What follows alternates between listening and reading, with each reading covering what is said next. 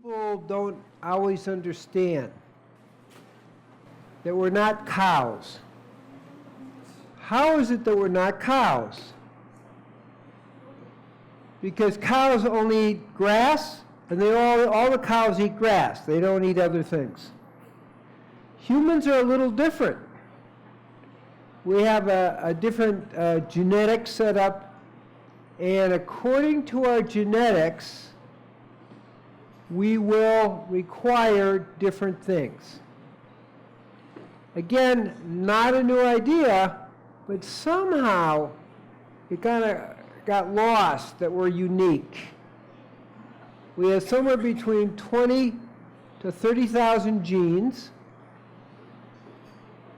and maybe 200,000 gene variations. So the truth is we all need different diets. Now, what is out there in the food industry is one fad diet after another. This is the best diet. That's the best diet. But conscious eating, which is what I'm teaching, doesn't say that. It says you need to figure out for yourself, depending on your constitution, what the best diet is for you. That's the important idea, okay? And it's the difference between succeeding or not. This morning, a question came up, well, if you don't feel you're getting enough protein, should you eat meat? The answer really is, as I explained, according to your constitution, some people need more or less meat, more or less protein, and it's real easy when you know you're a person that needs more protein to get more vegetarian protein. You don't need to return to eating meat, which, as we said, isn't so good for you or the planet. So that's the starting point, is you're unique, you're original, and you're not a cow. Okay? That's it. That's the key understanding. Now, I'm going to share several systems. But before I do that, I want to explain one more thing about protein, which we're also going to talk about again tomorrow. Sometimes I'm repeating things on purpose because they're sometimes difficult to understand. The average protein need is somewhere between 10 and 20% of your calories, okay? But it doesn't quite work that way, because the research shows people in middle age, like up to 60, 40 to 60, if you're eating a lot of meat, it's going to double your mortality rate, tendency to die, and give you 4 times more cancer. But after 65, you actually need to have more protein. Age changes, your ability to absorb changes. And this is, I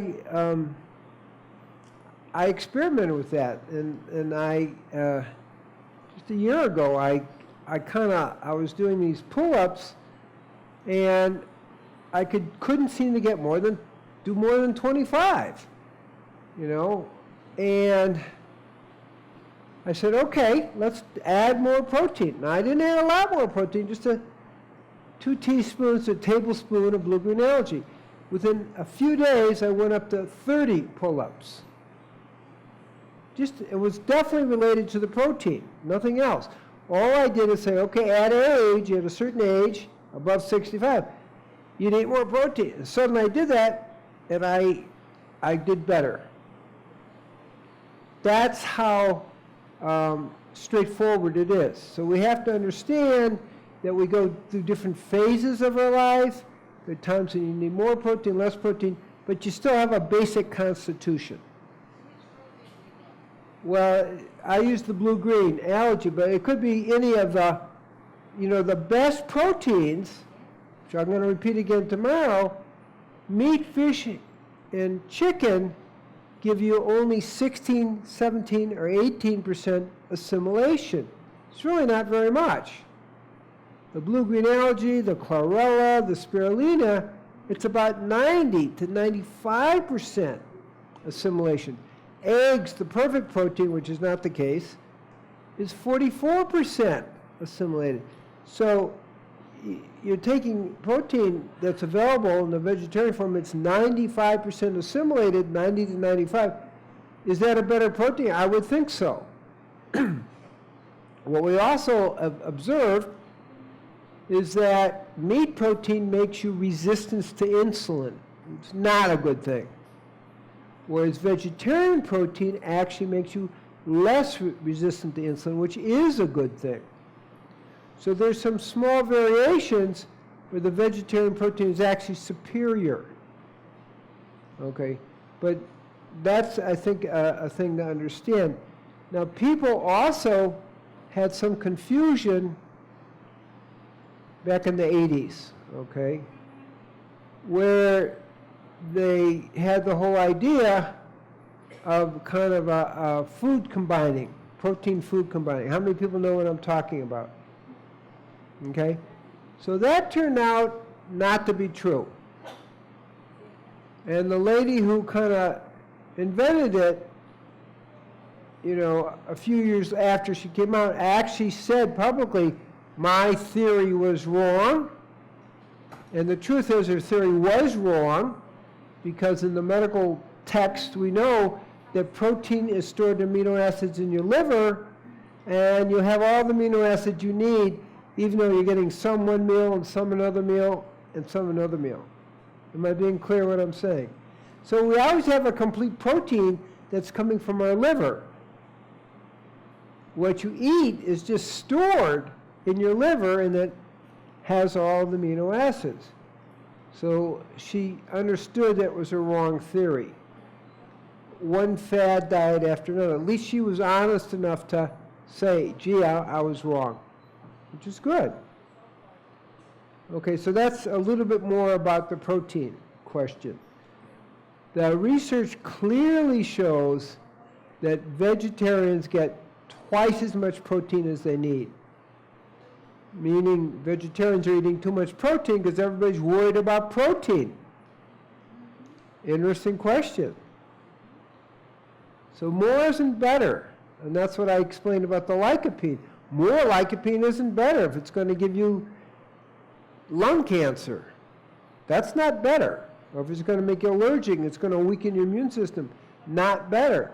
So it's like getting a kind of judgment. So our focus here is helping you refine your judgment. So you are empowered to individualize your diet. Okay? That's the main concept. Now, you can't see this, but all you have to see